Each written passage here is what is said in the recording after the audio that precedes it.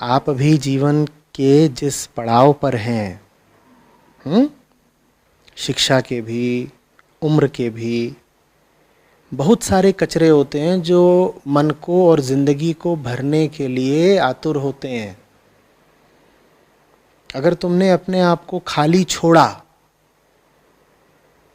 तो कुछ दिनों तक तो निराश रह लोगे। कुछ दिनों तक तो एक बोरियत रहेगी जीवन से, निराशा रहेगी, सूनापन, खालीपन रहेगा।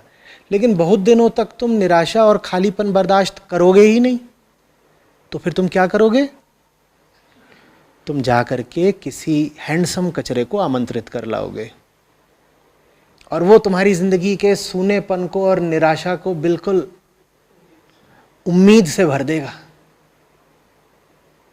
बहुत पुरानी कहानी है ये, आज की नहीं है। ये लाखों साल पुरानी कहानी है।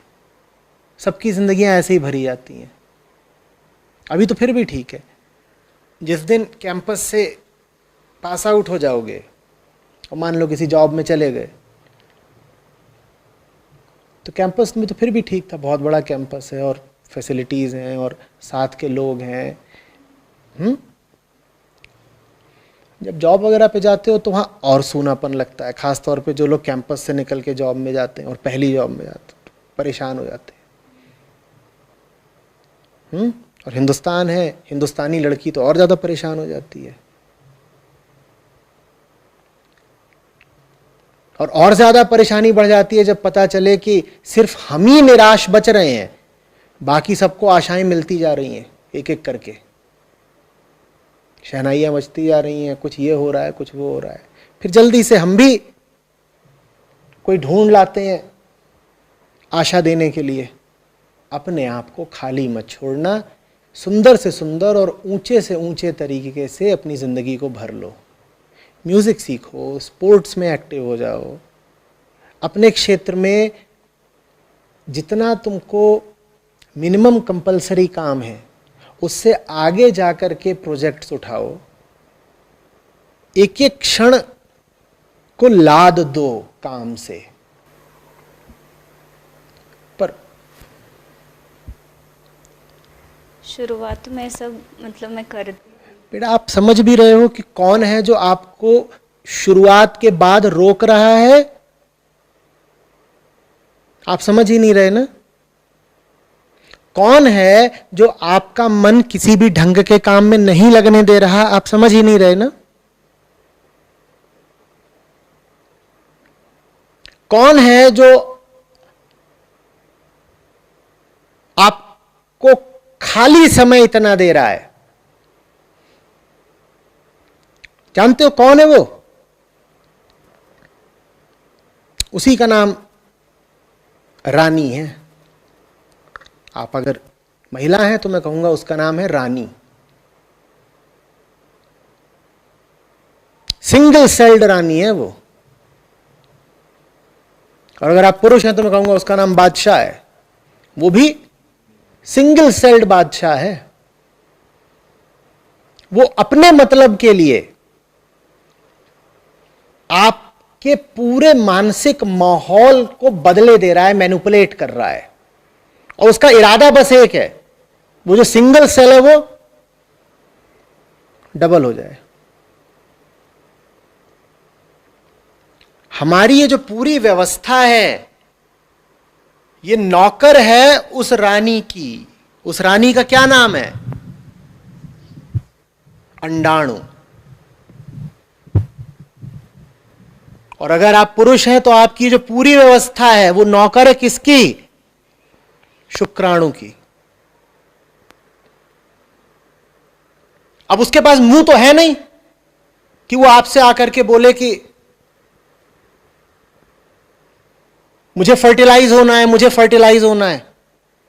तो वो आकर के सीधे नहीं बोलेगा कि मैं फर्टिलाइज होना चाहता हूं या मैं फर्टिलाइज करना चाहता हूं। वो ये सब तरीके निकालता है। वो आपके भीतर एक उदासी भर देगा, वो आपके भीतर एक सूनापन, अकेलापन भर देगा। और खास तौर पे जवान लोगों में शामें वीरान हो जाएंगी, रातें तन्हा हो जाएंगी। और आपको लगेगा ये सब तो कुछ ऊंचे तल का काम हो रहा है, ये तो कुछ शायराना काम हो रहा है। आप गजल वगैरह सुनोगे, हो सकता है लिखने भी लग जाओ, कुछ कविता गजल लिख डालो, आपको लगेगा ये तो कुछ उस तल का काम हो रहा है ना।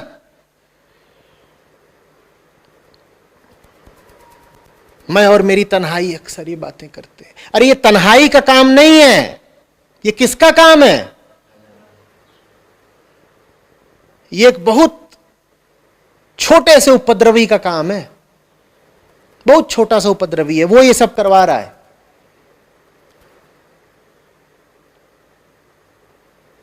उसी का नाम प्रकृति है। उसका कुल इरादा यह है कि आपका शरीर किसी ऊंचे काम में न लगे, बस बच्चा पैदा करने की मशीन बना रहे। प्रकृति को आपकी पीएचडी में कोई रुचि नहीं है देवी जी। प्रकृति को कोई समस्या नहीं होगी अगर आप अपना एमटेक भी छोड़ दो। आप आईआईटी से आज बाहर निकल जाओ, प्रकृति ताली बजा के हंसेगी, उसे कोई समस्या नहीं है, खुश हो जाएगी। बल्कि प्रकृति माने समझ रहे हो ना, ये जो देह लेके बैठे हो और उस देह के भीतर जो अंडाणु लेकर के बैठे हो, वो चाहते यही है कि तुम आईआईटी भी छोड़ दो। प्रकृति के लिए तो बहुत तकलीफ की बात हो जाती है अगर तुम ज्ञान की सेवा में निकल जाओ। और प्रकृति को खास तौर पर तकलीफ होती है जब कोई महिला ज्ञान की दिशा में आगे बढ़ती है। महिलाओं को तो प्रकृति ने पूरी व्यवस्था कर रखी है अज्ञानी ही रखने की। इसीलिए देखा ना ये महिलाएं कितनी भावुक होती हैं। ये भावनात्मकता और क्या है? ये बस प्रकृति के मिशन को आगे बढ़ाने का औजार है। और उसी भावुकता की एक अभिव्यक्ति ये सूनापन है।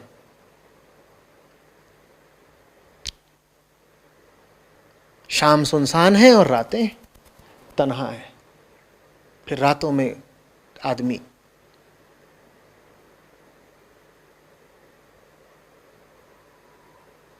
गजल सुनता है और उसमें वो एफएम में भी आ जाते हैं वो दो चार।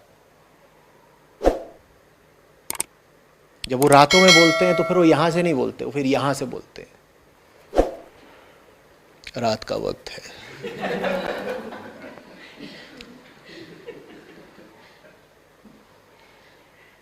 सब तन्हा आशिकों को इस बेबस मुसाफिर का सलाम। और फिर एक से एक बढ़ के वो आपके लिए ऐसे गाने चलाते हैं कि आप बह निकलते हो बिल्कुल। और फिर सोने से पहले आप कहते हो अब थोड़ा naukri.com छोड़ के shaadi.com देख लिया जाए, नहीं तो फिर पॉर्न।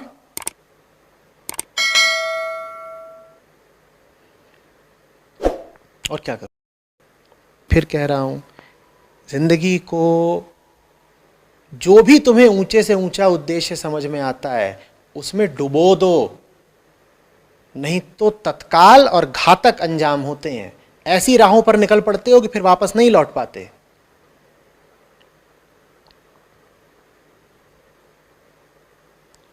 खास तौर पे हिंदुस्तान में, यहां पर